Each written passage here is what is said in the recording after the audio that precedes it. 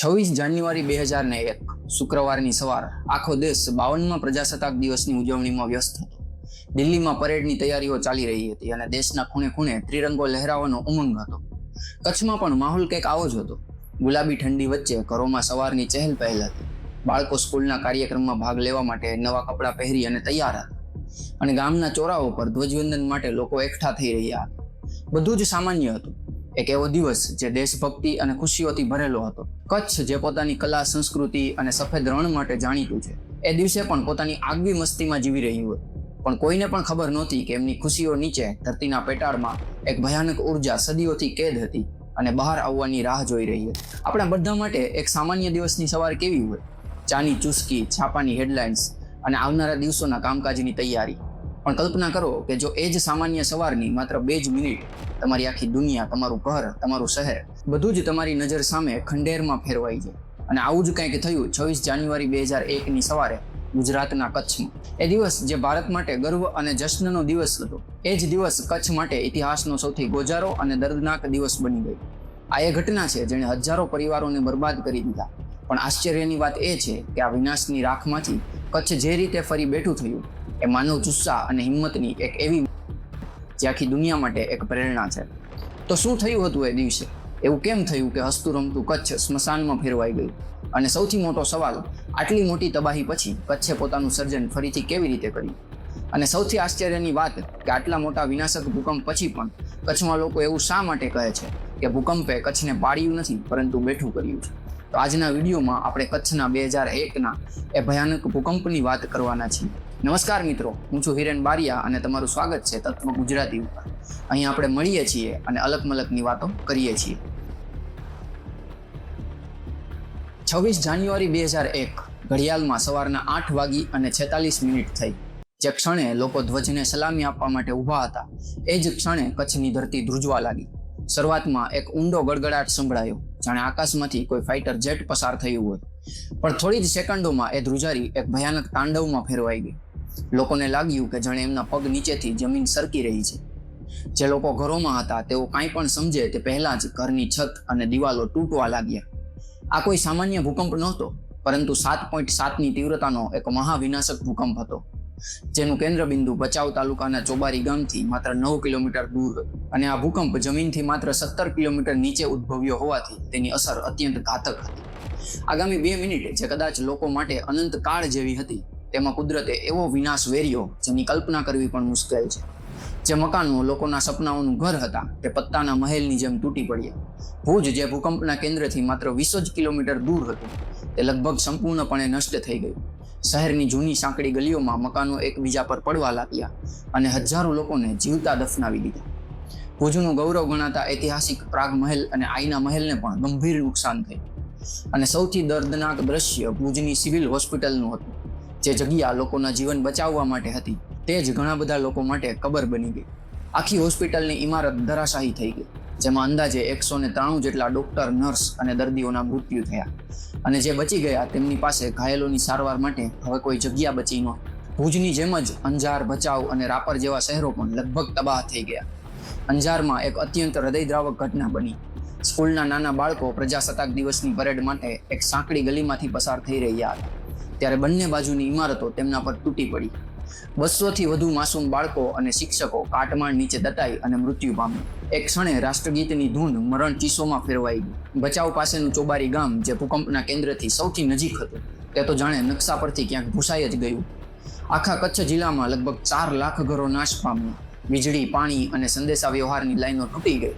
ભુજનું telephone exchange તૂટી પડતા આખો જિલ્લો બાકીની દુનિયાથી સંપર્ક વિહોણો થઈ ગયો. માત્ર 2 જ મિનિટમાં એક જીવંત પ્રદેશ એક વિશાળ કબ્રસ્તાનમાં ફેરવાઈ ગયો. જ્યાં થોડીવાર પહેલા જીવન હતું, ત્યાં હવે માત્ર ધૂળના ઢગલા અને એક હૃદય ચીરી નાખે તેવું વાતાવરણ હતું. પરંતુ સવાલ એ હતો કે આટલા મજબૂત મકાનો આટલી સહેલાઈથી કેમ તૂટી પડ્યા? તો તેનું એક મહત્વનું વૈજ્ઞાનિક કારણ હતું, જેને સોઇલ લિક્વિફેશન કહેવામાં આવે છે.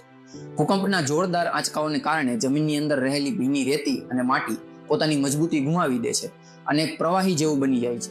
એટલે કે જે જમીન પર ઇમારતો ઊભી હતી, એ જ જમીન અચાનક નરમ અને પોચી બની ગઈ. પરિણામે બહુમારી ઇમારતો જાણે પોતાના વજનથી જ અંદર ધસી પડી. અમદાવાદ જેવા શહેરોમાં, ખાસ કરીને જ્યાં સોફ્ટ સોઇલ અને રિવર બેડ વિસ્તાર હતો, ત્યાં પણ આ અસર વધુ જોવા મળી. એટલે આ વિનાશ ફક્ત આંચકાના કારણે નહોતો, પરંતુ જમીનની અંદર ચાલતી આ અદ્રશ્ય પ્રક્રિયા પણ એટલી જ જવાબદાર હતી. હવે અહીંયા એ સમજવું જરૂરી છે કે કચ્છ ભૂસ્તરીય રીતે એક અત્યંત સક્રિય પ્રદેશ છે. કચ્છની જમીનની નીચે બે પ્લેટો એકબીજા સાથે ટકરાઈ રહી છે અને આ ટકરાવને કારણે કચ્છના પેટાળમાં અનેક ફોલ્ટ લાઇન્સ એટલે કે ધરતીના પેટાળમાં ઊંડી તિરાડો આવેલી છે.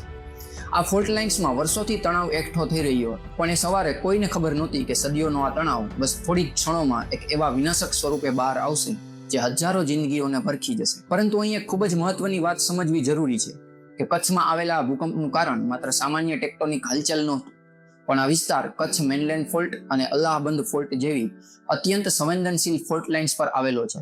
અને સૌથી ચોંકાવનારી વાત એ હતી કે આ એક ઇન્ટ્રાપ્લેટ અર્થક્વેક હતો, એટલે કે આ ભૂકંપ પ્લેટની બાઉન્ડ્રી પર નહીં પરંતુ પ્લેટના અંદરના ભાગમાં આવ્યો હતો, જે ખૂબ જ દુર્લભ અને અનપેક્ષિત માનવામાં આવે છે. અને આ જ કારણ છે કે આ ભૂકંપની અસર આટલી બધી વિનાશક હતી. પણ આ માત્ર એક જ આંચકો નહોતો. મુખ્ય ભૂકંપ પછી પણ આવતા દિવસોમાં 3000થી પણ વધુ આફ્ટર શોક્સ નોંધાયા હતા. હવે કલ્પના કરો, લોકો પહેલેથી જ ડરમાં જીવતા હતા અને દરેક થોડા કલાકે ધરતી ફરીથી ધ્રુજતી હતી.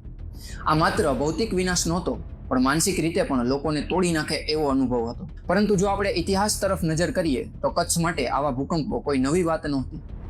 આજથી લગભગ 200 વર્ષ પહેલા 1819માં કચ્છના લખપત વિસ્તારમાં આવો જ એક ભયાનક ભૂકંપ આવ્યો હતો. એ ભૂકંપ એટલો શક્તિશાળી હતો કે તેના કારણે જમીનમાંથી એક વિશાળ ઊંચાઈવાળો પટ્ટો ઊભો થયો, જે અલ્લાહ બંધ તરીકે ઓળખાય છે. કહેવામાં આવે છે કે અલ્લાહ બંધ લગભગ 80 કિલોમીટર લાંબો અને કેટલાય કિલોમીટર ઊંચો હતો, જેના કારણે સિંધુ નદીનો પ્રવાહ પણ બદલાઈ ગયો. આ ઘટના એ વાતનો પુરાવો છે કે કચ્છની ધરતી નીચે કેટલી વિશાળ અને અનિયંત્રિત શક્તિઓ છુપાયેલી છે. અને આ વિષય પર મેં મારા એક અલગ વિડીયોમાં વિગતવાર સમજાવ્યું છે, જ્યાં મેં લખપતના ભૂકંપ અને અલ્લાહબંધ વિશે વિસ્તારથી વાત કરી છે. તો જો તમે એ વિડીયો નથી જોયો તો તમે એને જરૂરથી જોઈ શકો છો, જેથી તમને કચ્છના ભૂકંપોના ઇતિહાસ વિશે વધુ ઊંડાણથી સમજ મળશે. બહેરહાલ, જેમ જેમ ધ્રુજારી શાંત થઈ તેમ તેમ વિનાશનું સાચું ચિત્ર સ્પષ્ટ થયું. ચારે બાજુ ધૂળના ગોટે ગોટા હતા અને પછી એ શાંતિને ચીરતી ચીસો સંભળાવવા લાગ્યા.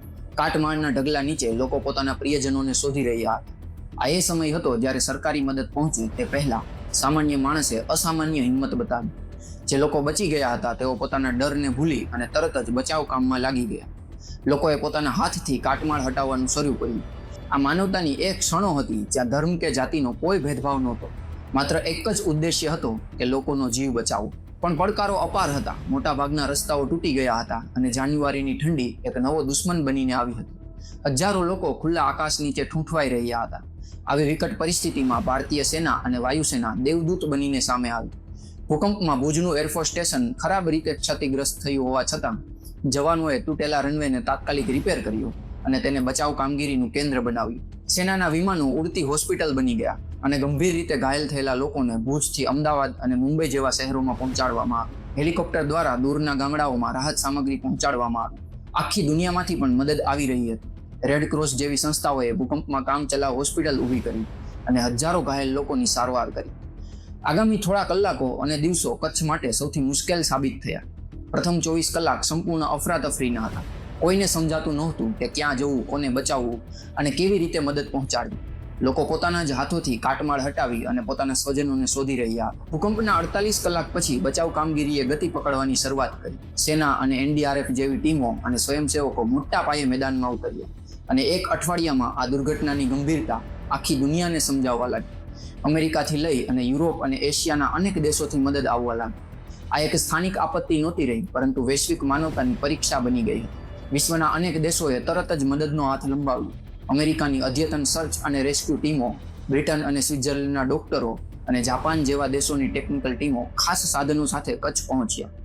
તેઓ સાથે એવી મશીનો લાવ્યા હતા જે કાટમાળ નીચે જીવતા લોકોની હલચલને પણ શોધી શકે. આંતરરાષ્ટ્રીય NGO અને યુનાઇટેડ નેશનની એજન્સીઓએ રાહત કેમ્પ્સ, ખોરાક, દવાઓ અને તાત્કાલિક આશ્રયની વ્યવસ્થા ઊભી કરી.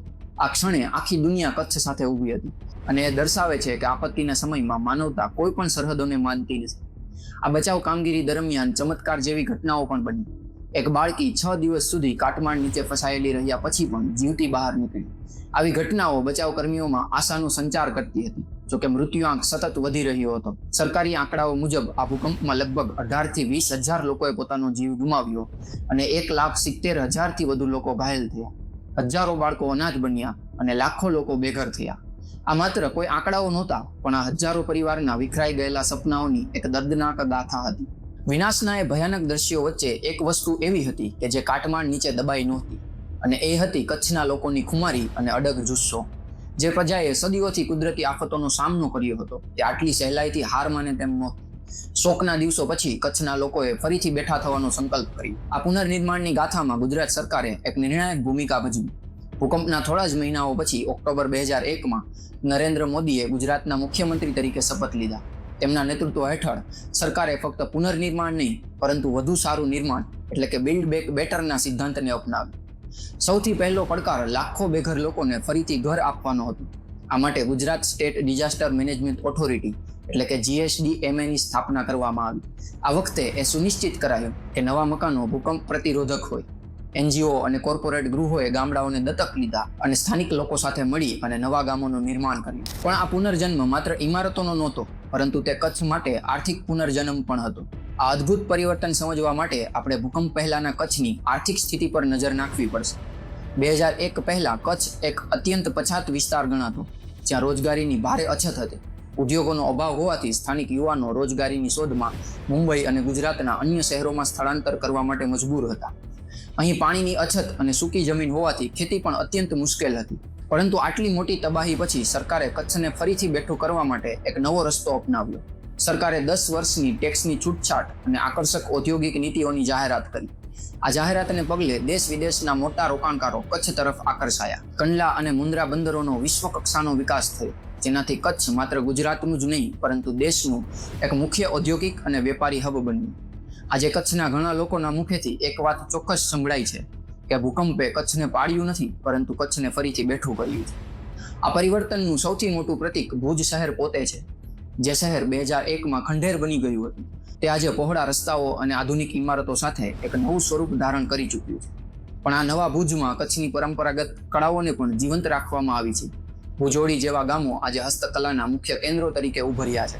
આજે ભૂકંપના 2 દાયકા પછી કચ્છ વિનાશમાંથી વિકાસનું એક ઉત્તમ ઉદાહરણ બની અને વિશ્વ સમક્ષ ઊભું છે. આ એ વાતનો પુરાવો છે કે જો સમુદાય અને સરકાર સાથે મળીને કામ કરે તો વિનાશના કાટમાળ પરથી પણ વિકાસનું સર્જન કરી શકાય છે. આજે કચ્છ ફરીથી બેઠું થયું છે, પણ એ ગોઝારી સવારની યાદો અને હજારો જીવોનું બલિદાન ક્યારેય ભૂલી શકાય તેમ નથી. એ યાદોને અને જીવોને એક શાશ્વત શ્રદ્ધાંજલિ આપવા માટે ભુજના ભુજિયા ડુંગર પર એક અદ્વિતીય સ્મારકનું નિર્માણ કરવામાં આવ્યું છે, અને એ છે સ્મૃતિવન. 470 એકરના વિશાળ વિસ્તારમાં ફેલાયેલું આ સ્મારક માત્ર એક મ્યુઝિયમ નથી, તેના હૃદયમાં એક વન છે, જ્યાં ભૂકંપમાં મૃત્યુ પામેલા દરેક પીડિતના નામ પર એક વૃક્ષ વાવવામાં આવ્યું છે. અહીં કુલ 13,000થી વધુ વૃક્ષો છે, જે એ વાતનું પ્રમાણ છે કે જીવન મૃત્યુ પર હંમેશા વિજય મેળવે છે. સ્મૃતિવનની અંદર આવેલું મ્યુઝિયમ તમને 26 જાન્યુઆરી 2001ની એ સવારે પાછા લઈ જાય છે. અહીં એક વિશેષ સિમ્યુલેટર છે, જ્યાં તમે ભૂકંપની ધ્રુજારીનો વાસ્તવિક અનુભવ કરી શકો છો. આ સ્મારક માત્ર દુઃખની યાદ નથી અપાવતું, પણ તે કચ્છના લોકોની અદમ્ય ઈચ્છા શક્તિ અને ફરીથી બેઠા થવાની ઉજવણી કરે છે. 26 જાન્યુઆરી 2001નો ભૂકંપ ગુજરાતના ઇતિહાસનો એક કાળો અધ્યાય હતો, પણ એ જ ભૂકંપે આપણને ઘણું શીખવ્યું છે. તેણે આપણને આપત્તિ વ્યવસ્થાપનનું મહત્વ સમજાવ્યું અને માનવતાની શક્તિનો પરિચય કરાવ્યો. આજે જ્યારે આપણે આધુનિક કચ્છને જોઈએ છીએ, ત્યારે દરેક કચ્છી માણસને યાદ કરવો જોઈએ જેણે હિંમત હાર્યા વગર પોતાના પ્રદેશને ફરીથી બેઠો કર્યો. કચ્છની આ ગાથા વિનાશ પર જીવનના વિજયની ગાથા છે, અને તે માનવ જુસ્સાની એક અદ્ભુત શક્તિની ગાથા છે, જે ગમે તેવી મોટી મુશ્કેલીઓ સામે પણ ઝૂકતી નથી. કચ્છે દુનિયાને એક વાત સાબિત કરી કે ધરતી ભલે તૂટી પડે, શહેરો ભલે ખંડર બની જાય, પણ માણસની હિંમત, તેનો જુસ્સો અને ફરીથી ઊભા થવાની શક્તિ ક્યારેય તૂટી શકતી નથી.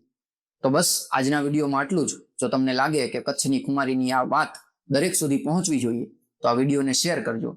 આ અંગે તમારા વિચારો કમેન્ટ સેક્શનમાં જરૂર જણાવજો. આપણે આવી જ રીતના મળતા રહેશું અને અલગ મલકની વાતો કરતા રહેશું.